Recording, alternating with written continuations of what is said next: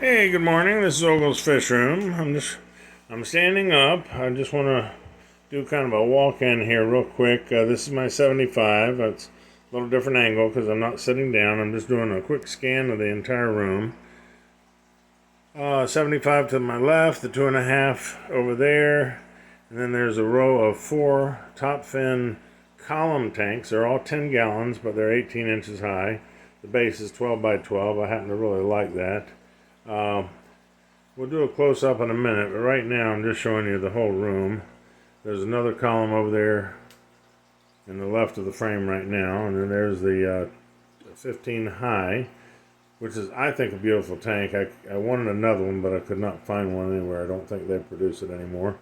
It's got the same footprint as a 10, which is 20 long from side to side, 10.5 deep, 12 high.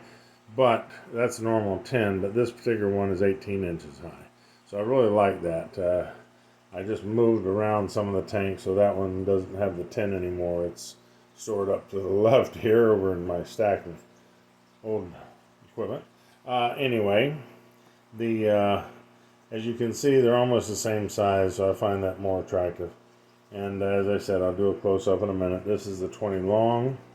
It's lower, 12 inches high. I've got a lot of substrate there, so it looks not as high. But anyway, it's got 2 outside filters on the back and a sponge filter on each end of the tank. It's a lot of tank and a lot of fish, and so I like the circulation. There's the new rimless 6-gallon rimless tank from Petco. Is having a sale right now to the end of March, half price off any of the rimless. Personally, I think that's okay, but their normal price is ridiculous. This is normally $60, which I just think, actually it's like $69. This was $34.95. It was exactly half of the $69 or $70. That's reasonable. I find it a very pretty tank, but the glass is terribly thin. There is no brackets or no rim holding it together. I'm not wild about that. What you're seeing there at the top is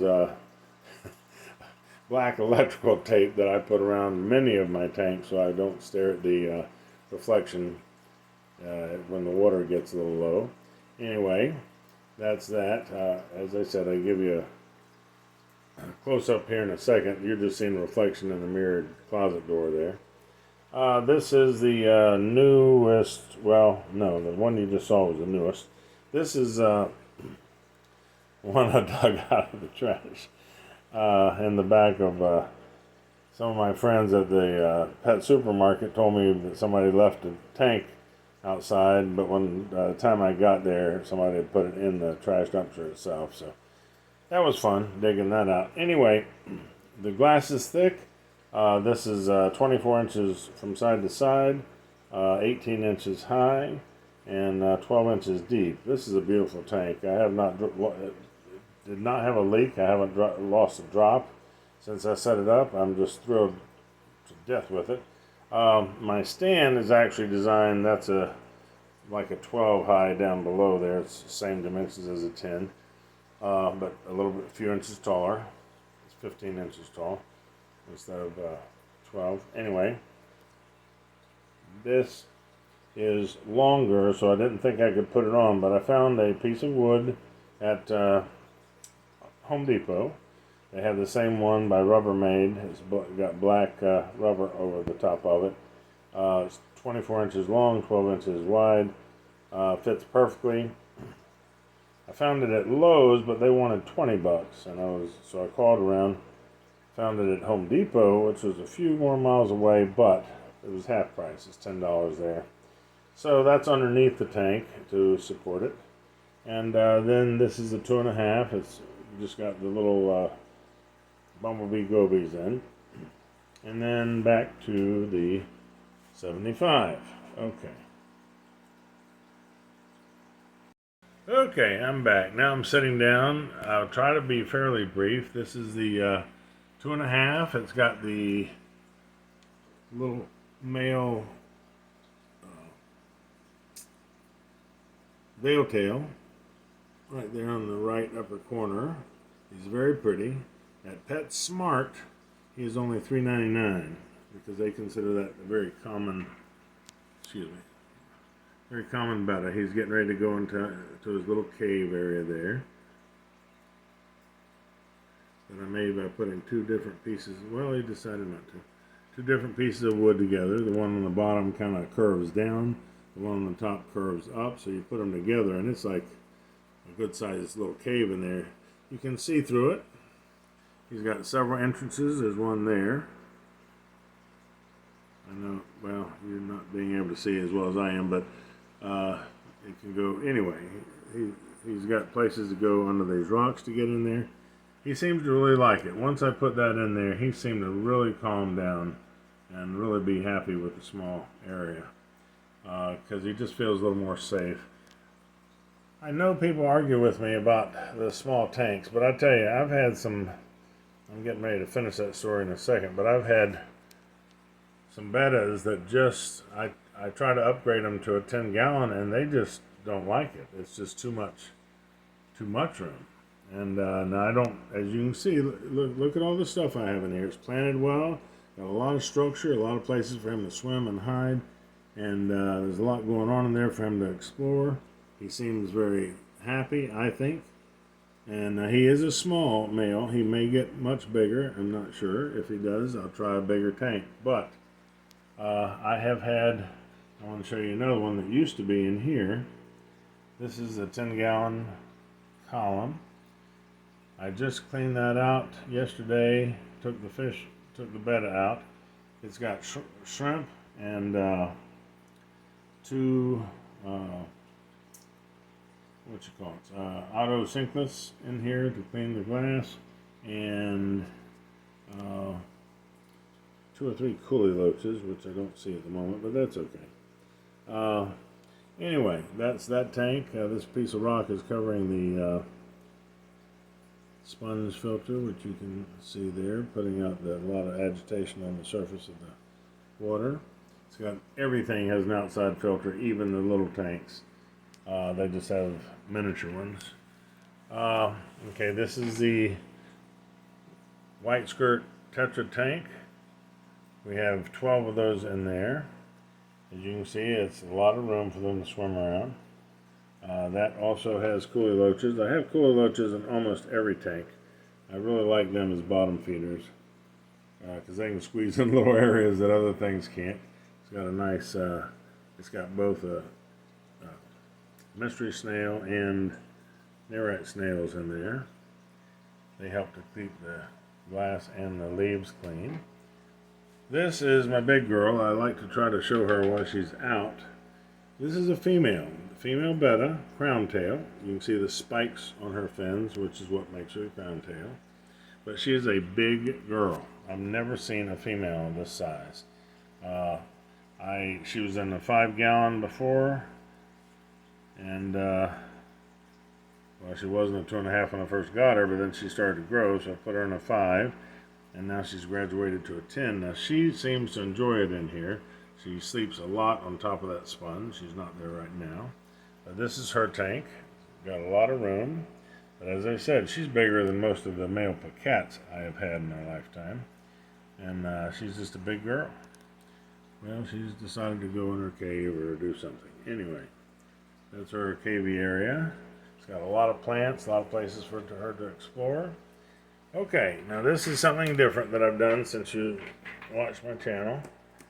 This is another column, but yesterday I put, this is corrugated plastic. It's waterproof, of course, because it's all plastic. It's designed for signage for the front yard. It comes with a metal bracket to put in the ground. I got it at Ace Hardware.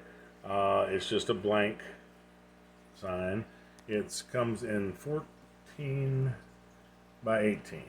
14 by 18. I cut it down to the width of the tank, which is 11 3/4 on the inside. And you have to put little notches at the top, but don't get carried away with that because you want it to hit the sides of the tank. If it's a tight squeeze, I'm going to show you how straight it is. If it's a tight squeeze, then it holds itself in there. You don't have to buy any extra brackets or any of that stuff they try to sell you online. Anyway, once I get it in there with the all the way down to the bottom, then I push the sand substrate, which is quite thick. I know it's hard for you to see, but there's several inches there of substrate on each side, sand, to hold it together. And there's no forces to really be pushing against it. Now I do have a rock over here that's going right to it. I put another little rock on the side of the rock to keep sand from going back there. I have my sponge filters and outside filters behind these rocks, so this is holding the sand forward. Same thing over here. I know you can't see it, but this rock goes all the way to the side, and there's a couple rocks blocking the sand back there, and a little rock blocking the sand over here. This is a piece of spider wood, a small piece, but I think it gives it character, that I just put in there this morning. The piece of wood with Anubias on it was originally in here, same as with this, but I simply separated them to two different sides. I do not see the red crown-tail male that's usually in this side. This has the two quarry cats. There's the one that was over in the far left tank that I showed you that has nobody in it right now. I felt that I could hardly see this guy. You know, he just wasn't out and about. In this, even though it may look like not much room, it's actually 5 gallons because it is a tin. It is 18 inches high. It's just cut in half, so it's like 5 inches, which doesn't sound like much. But there's a lot of room up and down, and as you can see, he's more active. He's not freaking out and going from side to side saying, why is this so small? He's looking around, he's checking everything. It's just easier to see him, but there's still plenty of hiding spaces back behind all this wood that I have in here. This is a piece of regular driftwood with the Anubias on it, as well as a piece of spider wood to kind of help block what's going on behind there, and to give him some more feeling of safety, for lack of a better word. It just makes him feel better. Anyway, as I said, the other one's napping over here, I guess, but I'm trying to explain there's an awful lot of room behind these rocks because it drops down to the bottom of the tank. That amount of sand is being held back up front. So anyway, I'm enjoying that. It's actually easy. There he is. There's the he used to be red and blue. He used to have a blue body, but that's just recently changed in the last 2 weeks. He's now turned completely red. Yeah, I was hoping he'd turn sideways. He's a beautiful fish. Anyway, he seems all right. Okay, that's that tank. We're going to move along a little bit here. This is the, please excuse me, okay. This is the marble angelfish tank. There's a small one and the bigger one that originally was in there. And I got him a friend a while back, and they seem to be getting along quite beautifully.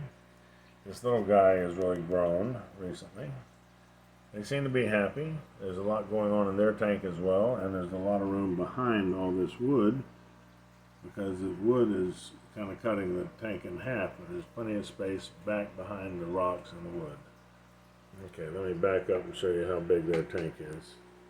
Okay, now this over here is the 15 high. It's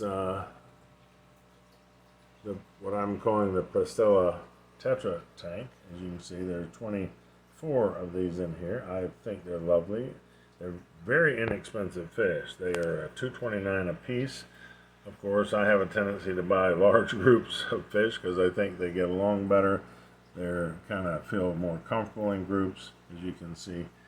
We've got a very small green Winty crypt over here to the left. We've got a Vallisneria straight leaf here, and we've got an undulata crypt here.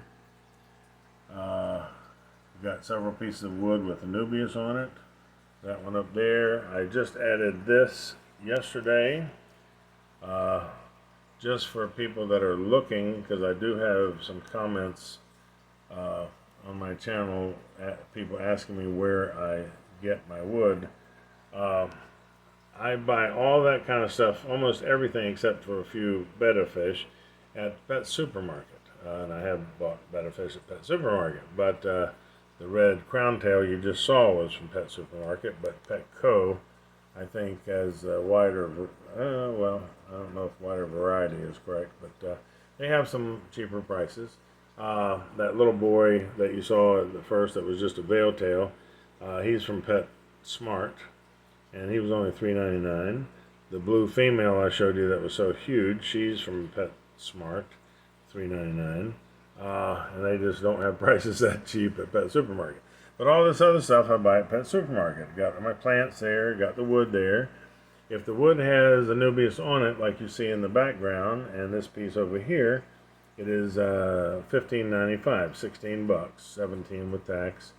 And if the wood does not have, either if the plant fell off on shipping or the plant died off or whatever, they have extra pieces of wood that have been soaked. They're in their aquariums. They're not sitting out on the shelf, so the tannic acid is already leached out. And they sell that for half price. So this was $8, this piece of wood. You're seeing the whole thing there. I think it's absolutely gorgeous. I'm thrilled to think about it. Anyway, that just went in yesterday.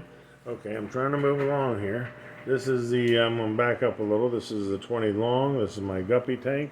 It's got the Balisneria on the left that's called Spiralis. It's got a little bit of a twist to it, curly. Anubias up top there. This is some random crypts, windy green, scattered around on the bottom. They're kind of babies. This is called a Lutea crypt with the pointy, wrinkled side leaves. Most of the big leaf stuff is Anubias. This is Anubias Nana Petite. This is another Anubias. There's some big ones in the back there. On wood, of course. This is Vallisneria Straight right here.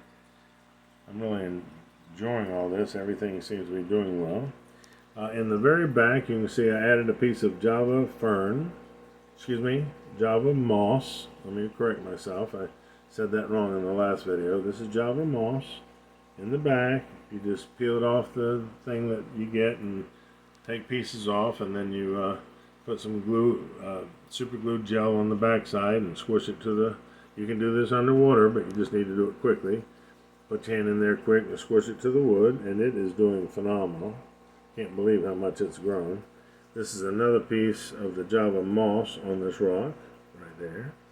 I think it's doing quite well. And then we have this is a 6-gallon from Petco. This is called a rimless tank. They're having a half-price sale. I'm not sure if I mentioned that already. Might have, but anyway, until the end of March. Now, the negative to me on these is they have no rim. Some people love that, but I think it's very thin glass. I would be a little concerned about it coming apart if it doesn't have any plastic rim holding it together anywhere, which it doesn't. What I've done at the top here is put a piece of black electrical tape around the top because I do not like to see. Now this top doesn't fit properly. This does not go with this tank. It's just something I already had, and I'm doing the best I can. Tops are ridiculously priced, but a top for this would cost more than the tank. Anyway, the sale I'm trying to explain to you is 50% off all their rimless tanks at Petco. That's Petco. This is normally $69, which I think is ridiculous, and I would never pay that for a 6-gallon because it doesn't come with anything. It comes with a glass top, which isn't too impressive to me. It does come with a little itty bitty pad, which you can't see because it's on a different stand than you saw before. This is a metal stand that I had with my shoes on it. Anyway, and it's kind of got a wood bracket around it so the tank sits inside that. At any rate, this was $34.95. So as I said, they're having a 50% sale. You can see the black. There he is. My black male betta in the back there. He's got white ventral fins, the little fins that come out in front of his chest there, and some white tendrils in almost all of his fins. I think he's breathtaking. Quite frankly, I bought him last week and did not even have a tank to put him in, and but I didn't want to take a chance on losing him. He was gorgeous. Got him at the South Orange City pet supermarket. He was only $10. I think is a deal. He's just breathtaking. It's hard to find the true black ones. At any rate, that's him. Brought him home, put him in a kind of set up one of my extra tanks, but the tank was it's plastic, it's very scratched up. I could hardly see the poor things. But it gave him a place to live temporarily until I was able to find this sale and set this up. So there he is.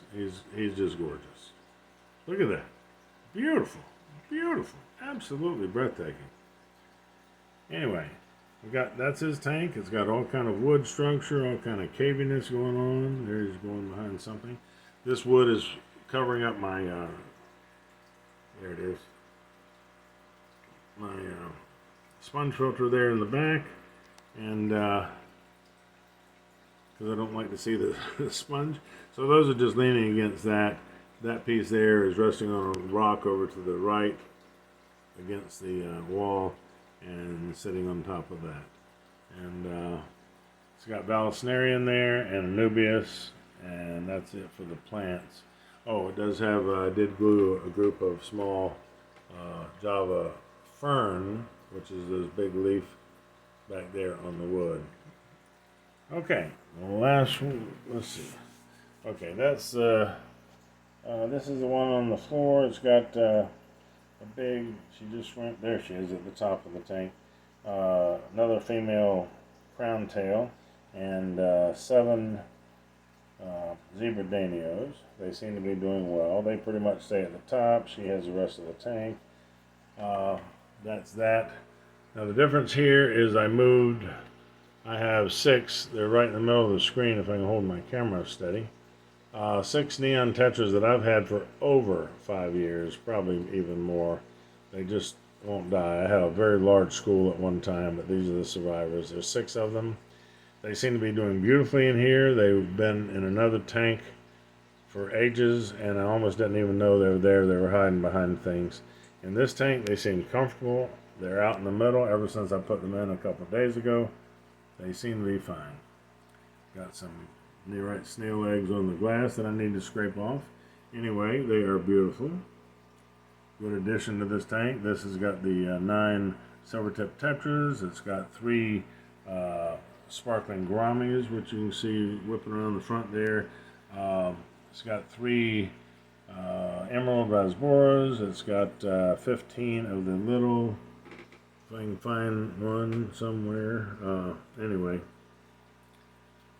there's a sparkling gourami there. They've got the rounder tails. That's another sparkling gourami. That I think is as well. Anyway, I don't see the rasboras right at the moment, but they seem to be doing fine. I also have a blue female betta right there. She seems to be doing fine. Again, there's enough structure that nobody seems worried about anybody eating them or messing with them. It's too easy to scoot around something. Voracious fish have a tendency, they want to be able to go in a straight line when they're trying to attack something. And if you've got this much structure, they can't go in a straight line. So usually the little fish survive by scooting around in different directions and hiding behind things. And after a while, the bigger fish says, okay, enough of that. So this is the last one I'm going to show you. This is the 2.5. It's got Vallisneria. It's got Crips, Wendy Green. It's got short Vallisneria in the back. It's got the Java moss on the wood there. And the only fish in there, which they're around somewhere. are the little bumblebee gobies and a few nearite snails. And that's that tank. Okay, we're going to call it quits. Thank you so much for watching. This is Ogo's Fish Room. I hope you have a wonderful day. I thank you very much for watching my channel. And please enjoy your hobby, because that's what I make these videos for, to try to help people to understand they don't have to put a fortune into these things. I mean, the wood will last you forever. The Anubias plants, I haven't ever had one die. And if you just stick with plants that work, that are easily taken care of and grow without super lights and super oxygen injectors and all that kind of stuff, it can be a relatively simple and cheap hobby. So thanks again for watching. Take care of yourself. Have a great day. This is Ogo's Fish Room signing out. Bye-bye.